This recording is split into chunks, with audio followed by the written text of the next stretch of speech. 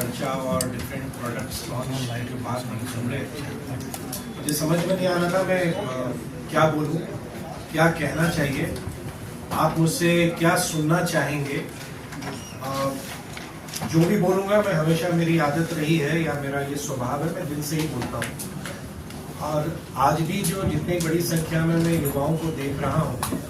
और उनके अंदर जो एक पैशन है, जो मैं उसको देख रहा हूँ, मैं कोशिश करूंगा कि मैं जो मैं सोच रहा हूँ, जो आप सोच रहे हैं, संभवतः एक ही तरह की बात मैं आपसे साझा करूंगा।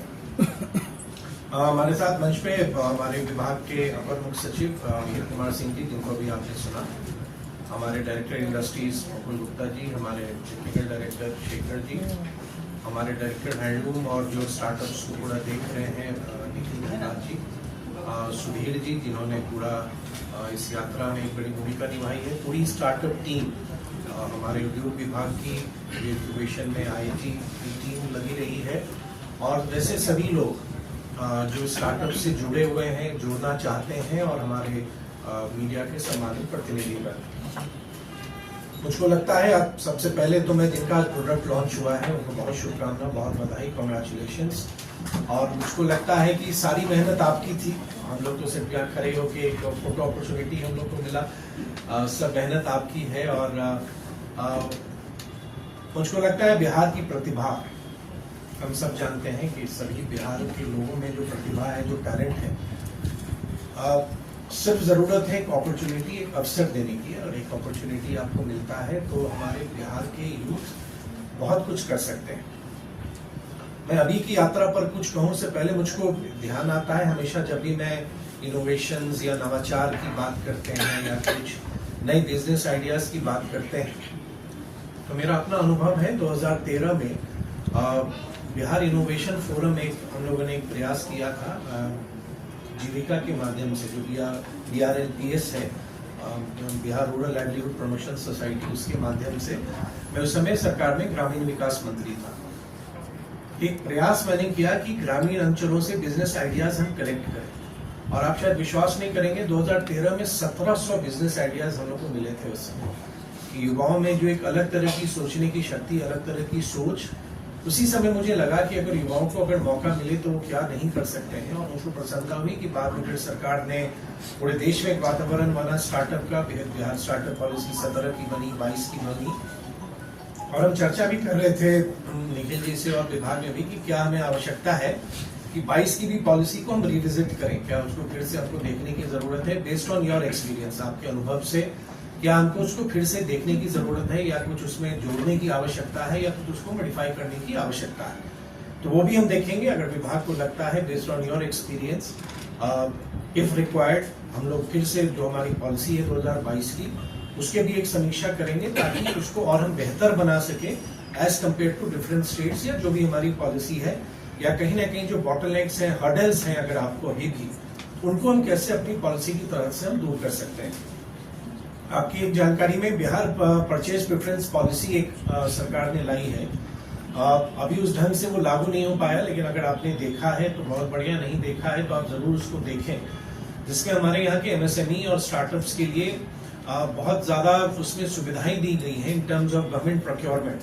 कि आप नॉमिनेशन बेसिस पे भी डिपार्टमेंट चाहें तो आपके प्रोडक्ट आपसे परचेज कर सकते हैं। और अगर उसको और बेहतर हमें बनाने की आवश्यकता है, इम्प्लीमेंट करने की आवश्यकता है, तो हम ACS से आग्रह करेंगे कि विधि विभाग से भी बात करके कंसर्न डिपार्टमेंट को कि वो सर्कुलर कैसे इम्प्लीमेंट हो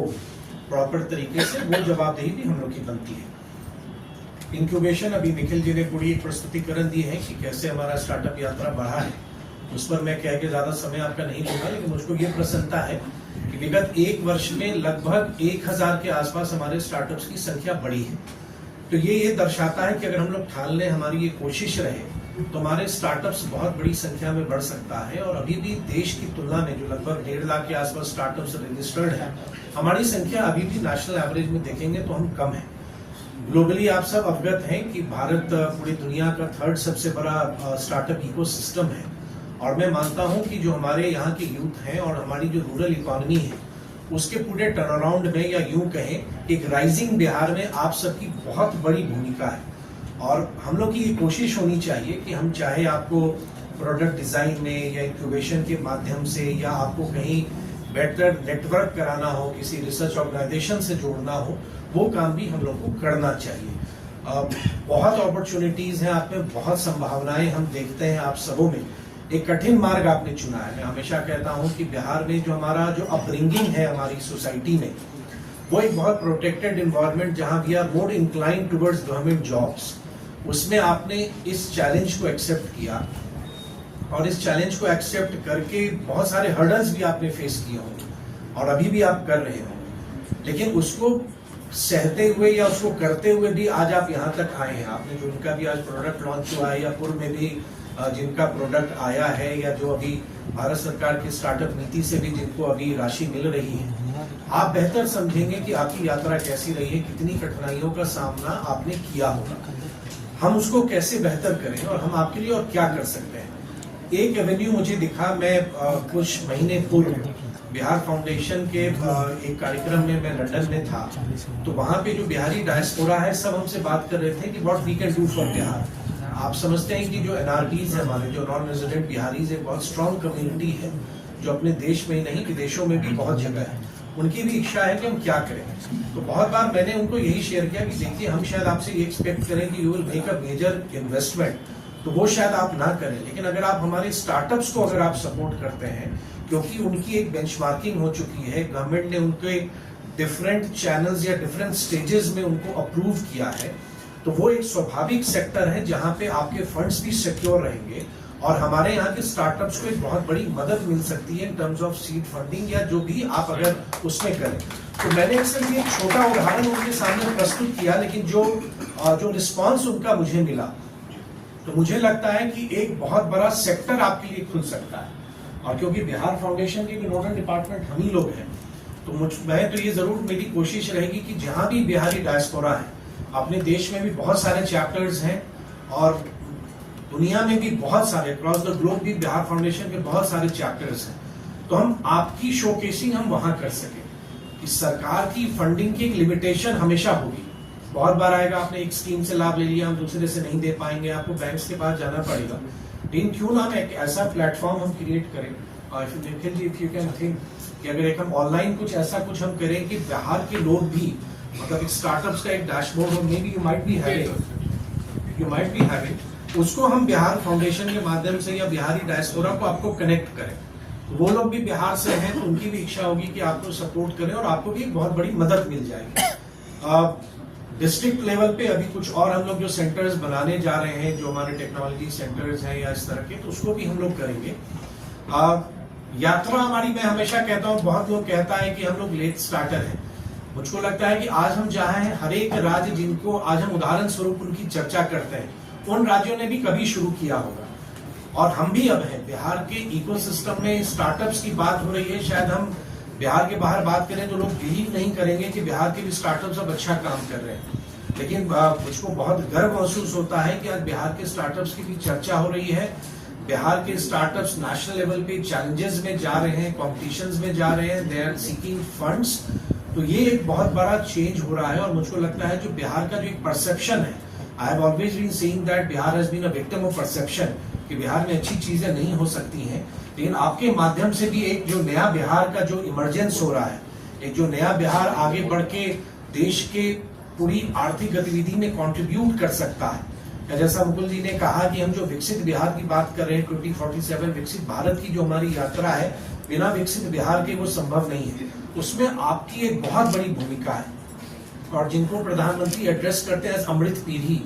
जो हमारे यूथ, जो हमारे देश के युवा हैं, आप तो एक अमृत पीढ़ी है जो 2047 को जिनको विकसित भारत बना के देने की जवाबदेही हम सबों की है।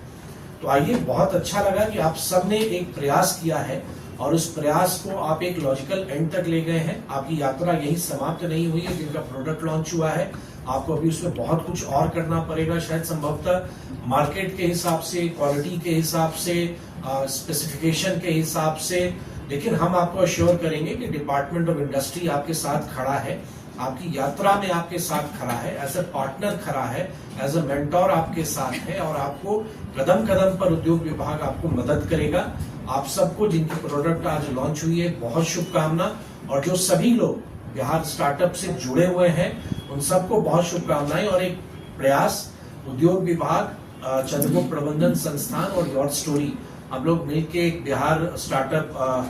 जो आइडियाज है उस पर हम लोगों ने काम प्रारंभ किया है। तो मुझको लगता है कि आने वाले समय में जो एक लक्ष्य है कि बिहार से लगभग 10,000 आइडियाज को हम कलेक्ट करें, तो उस यात्रा में भी आप सब लोग सहयोग करें कि let's create a movement, let's show India, let's show the world कि बिहार की जो टैलेंट है, बिहार की जो प्रतिभा है, आज हम राष्ट्रीय स्तर पर भी हमारे यूथ कॉम्पीट करने के लिए, इंटरनेशनली भी कॉम्पीट करने के लिए तैयार हैं। मेक इन बिहार से let's make for the world के कंसेप्ट पर हम लोग आके काम करें। बहुत शुभकामना आप सबको और पूरी स्टार्टअप टीम को बहुत बधाई एवं धन्यवाद कि आपने सभी स्टार्टअप्स को लाके यहाँ तक पहुंचाया है और बिहार की यात्रा, स्टार्टअप की यात्रा निरंतर चलती रहेगी, बढ़ती रहेगी। बहुत बहुत धन्यवाद। Thank you.